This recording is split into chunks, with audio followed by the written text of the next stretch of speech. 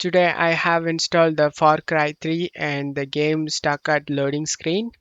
To fix this problem, go to search menu and type system configuration. Click on open the system configuration. Go to boot tab and select advanced options. Check mark this number of processors. Click on the drop down and select 8 core and select OK and select apply and OK for save changes. Select the restart option and restart your PC.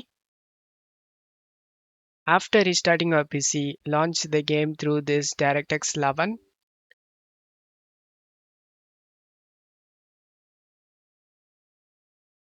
And as you can see, the game opens up without having any problem.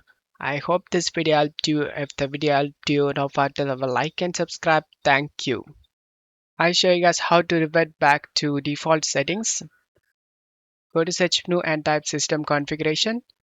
Go to boot tab and select advanced options. Uncheck this number of processors and select OK and select apply and OK and select the restart option. And this will get back to the default settings.